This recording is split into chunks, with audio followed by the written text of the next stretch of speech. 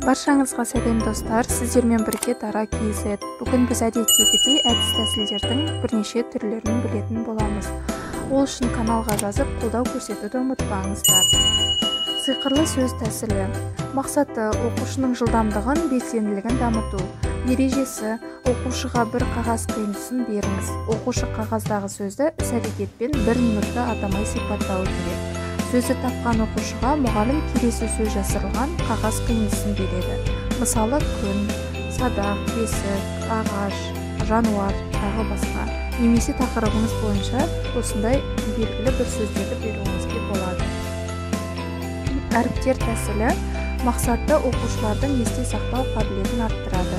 Ережесі: арнайы сандықшаға немесе қобдишаға әріптерді дайындап қойыңыз. Оқушылар бір-бірден шығып, бір әріпті қарамай таңдап алады. Сол әріп бойынша пәнге қатысты сөз немесе ереже айту қажет.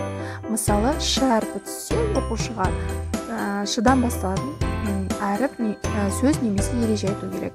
Мысалы, шылау, шығыс, септік, шығарма, қазақ тілі мен әдебиет пәні бойынша. Дәл солай басқа пәндер бойынша түскен әріптерді айтады. Осылай әр оқушы өзінің ойлау қабілетін дамытады.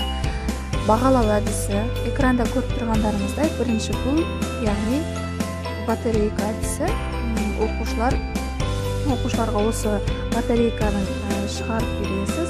Оқушылар артына аты-жөнін жазады және бір сабақты қалай түсінгенін, не түсінгенін, қалай тапсырма орындағанын осы батарейканың біреуіне белгілейді. Мысалы, бірінші ол мүлдем түсінбедім, тапсырмаларды орындай алмадым, сұрақтарым көп десе, осы батарейканы және немесе үстіне плюс қойып қояды. Екінші ол сабақты дұрыс түсінбедім, бірнеше сұрақтарым бар десе, онда осы екінші батарейканы белгілейді. Үшінші батарейка ол яғни орташа, түсіндім, бірақ сұрақтарым бар.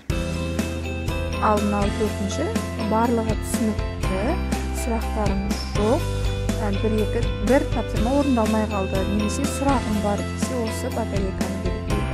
Ал ең соңғы, барлығы тамаша, түсінікті. Төменде жұлдызшалардың суреті берілген. Осы арқылы да оқушыларды бағалауға болады. Бұл да бір жаңаша әдістің түрі. Осы 3 жұлдызшаның біреуін оқушы белгілеуі қажет. Бірінші ол сұрақтары бар, сабақ түсініксіз болса, яғни қызыл түспен белгілейді бірінші жұлдызшаны. Екінші, яғни орташа, бұл оқушы сары түспен белгілейді. Бірнеше ғана сұрақтарым бар, бірақ сабақтың барлығы түсінікті десе. Ал үшінші жұлдызша, яғни жасыл түспен белгілейді. Сұрақтар